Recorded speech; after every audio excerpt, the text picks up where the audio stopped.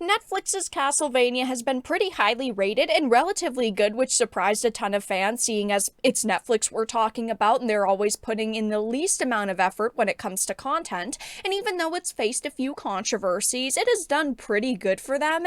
And now, instead of simply sticking to the material and keeping fans on their side, one of the designers has dismissed criticism of Annette's race swapping, saying if you don't like it, you don't have to watch it.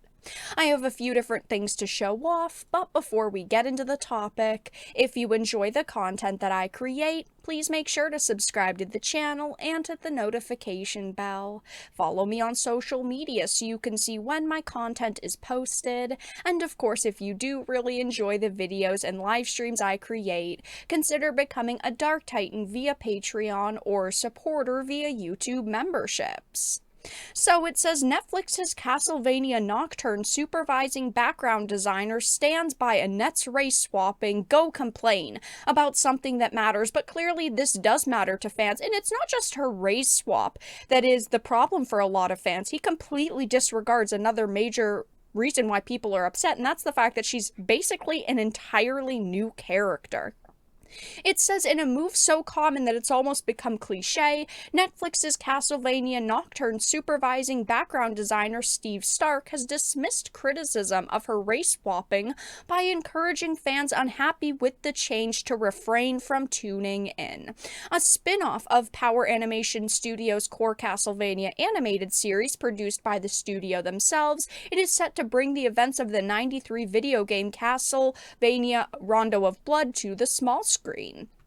So, set amidst the 18th century French Revolution, the original game followed Richter Belmont, the direct descendant of original Castlevania protagonist Simon, as he attempted to live up to the lineage by both rescuing his girlfriend Annette from Dracula's clutches and putting the monster back in his grave. Now, of course, she was a very standard white woman. She had purple hair, and in the game's 2007 remake they did do away with the purple hair in Castlevania the Dracula X Chronicles, but I've got to be honest, she still looks very good. She still looks very feminine. She still looks generally the same except for, again, the purple hair, which I personally didn't mind all that much of a change. However, though, it appears that this will not be the cause concerning her upcoming appearance in Nocturne. As revealed in its latest trailer, not only will the series feature the franchise's first black vampires, but it will also race swap Annette. Now, instead of simply saying, hey, it's perfectly fine that there are people out there who don't like this, who are a little worried, no, this designer did not decide to do that. He decided to double and triple down and attack anybody complaining it. In response to the public debut of this incarnation of Annette, he took to Twitter to voice his pride in the production's blackwashing of the classic character. Making Castlevania Nocturne was worth it for a vast number of reasons, but seeing so many people react to stuff like this is one of the best, and it's just a post that says we're getting black vampires and vampire hunters. And in response, he also decided to respond to someone who was, of course, asking what the changes were for. He said, I've literally seen like a handful of people angry about it. Go complain about something that matters. And the individual who actually wrote this article had tweeted, why can't you respect the source material?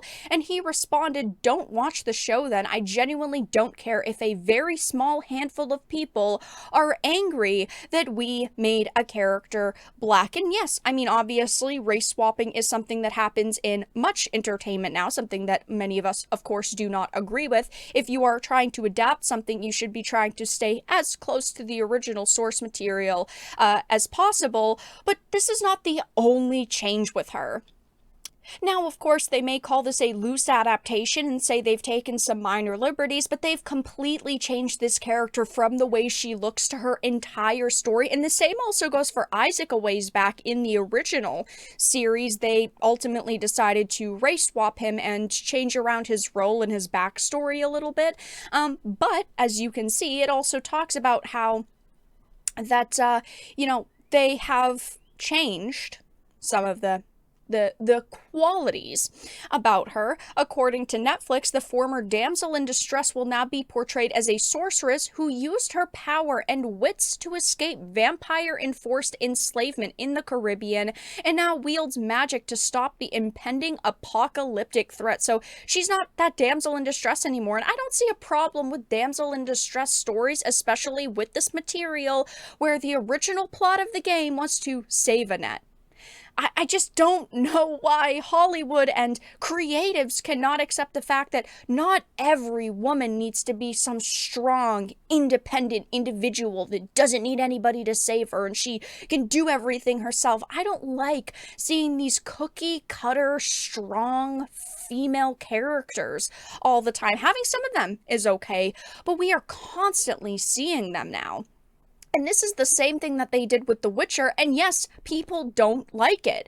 They decided to take this very well-known character and change basically everything about her, and if they wanted to write a brand new Castlevania-based story, that would be one thing, but instead they took her character and completely changed her around. This version of Annette is utterly fabricated for this show. They could at least use the original character, and then people really wouldn't be that mad, but it's like a combination of things here, and he just completely disregards that. He does not want to accept that at all, which is just, of course, absurd. He's saying it's just about her race, that's all that people are mad about, but it's not. It's a combination of things here, and like I mentioned, Castlevania has done very well for Netflix. As you can see over on Rotten Tomatoes, the original series is sitting at an average score of 94% critic and a 90% audience. It had a very great cast, in my opinion. Richard Armitage was he's a fantastic actor.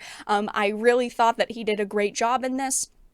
And you know, I like to stay positive. I like to stay hopeful. And while Netflix did make some changes from in the original show from the source material, it didn't ruin the entirety of this series, but we have to call them out when we see things like this happen, and I'm sure that the changes to Annette are going to turn a lot of people off from watching this series. Maybe it'll still be great, maybe people will still ultimately enjoy it, only time will tell, but instead of just simply saying, hey, it's okay if you don't like the changes, they're not going to be for everyone, Steve Stark has gone on social media and basically said, if you don't like it, just don't watch it and go and complain about something that matters.